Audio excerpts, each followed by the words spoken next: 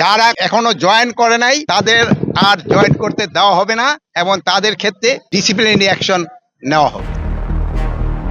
অপকর্মের সঙ্গে জড়িত থাকায় অনেক পুলিশ সদস্য কর্মস্থলে যোগ দিচ্ছে না। যারা এখনও কাজে যোগ দেননি তাদের আর যোগদান করতে দেওয়া হবে না বলে জানিয়েছেন স্বরাষ্ট্র উপদেষ্টা মোহাম্মদ জাহাঙ্গীর আলম চৌধুরী। তিনি জানান, পুলিশের যেসব সদস্য অপকর্মের সঙ্গে জড়িত তাদের কিছুতেই মাফ করা হবে না। বুধবার গাজীপুরের শফিপুরে বাংলাদেশ আনসার ও বিডিবির 40তম বিসিএস ক্যাডার কর্মকর্তা এবং 25তম ব্যাচের সমাপনী অনুষ্ঠানে একথা জানান তিনি। উপদেষ্টা বলেন, দেশের প্রতিটি জরুরি মুহূর্তে আনসার বাহিনীর সদস্যরা গভীর দেশপ্রেম নিয়ে এগিয়ে এসেছে এবং দেশের আইন শৃঙ্খলা রক্ষা সহ সামগ্রিক উন্নয়নে গুরুত্বপূর্ণ ভূমিকা পালন করেছে। তিনি বলেন, দেশের গুরুত্বপূর্ণ স্থাপনার নিরাপত্তা বিধান সহ কূটনৈতিক এলাকার সুরক্ষায় এ বাহিনী বিশেষ ভূমিকা রেখে চলেছে।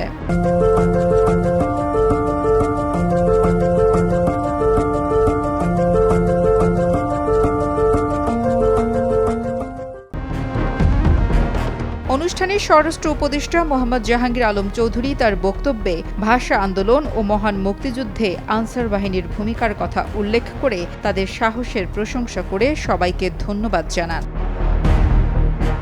এ সময় উপদেষ্টা বলেন, যারা মন্দির, গির্জা, চার্চে হামলা চালিয়ে সাম্প্রদায়িকতার বিষ বাষ্প ছড়িয়ে দিতে চেয়েছিল তাদের সামনে বাধা হয়ে দাঁড়িয়েছিল ভিডিবি সদস্যরা। তারা ধর্মীয় উপাসনালয়গুলোতে পাহারা বসিয়ে সংখ্যালঘু সম্প্রদায়ের মধ্যে সৌহার্দ্য সম্প্রীতি রক্ষায় অবদান রেখেছিল। ভবিষ্যতেও এসব সদস্যরা তারুণ্য নির্ভর স্বেচ্ছাসেবকের ভূমিকায় সংগঠিত হয়ে দেশের আর্থসামাজিক উন্নয়ন ও সামাজিক নিরাপত্তায় আরও বেশি অবদান রাখবে বলে আশাবাদ ব্যক্ত করেন তিনি। এদিকে গতকাল মঙ্গলবার পাঠানো এক বিজ্ঞপ্তিতে পুলিশ সদর দপ্তর জানিয়েছে, পুলিশের 187 সদস্য এখনও কাজে যোগ দেননি। বিজ্ঞপ্তিতে বলা হয়, গত 1 আগস্ট থেকে মঙ্গলবার পর্যন্ত বাংলাদেশ পুলিশের 187 জন সদস্য কর্মস্থলে অনুপস্থিত রয়েছে।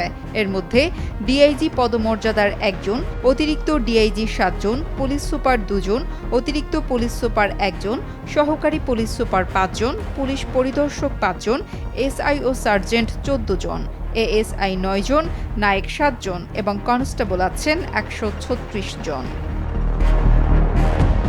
নুসরাত জাহান কলি, কালের কণ্ঠ।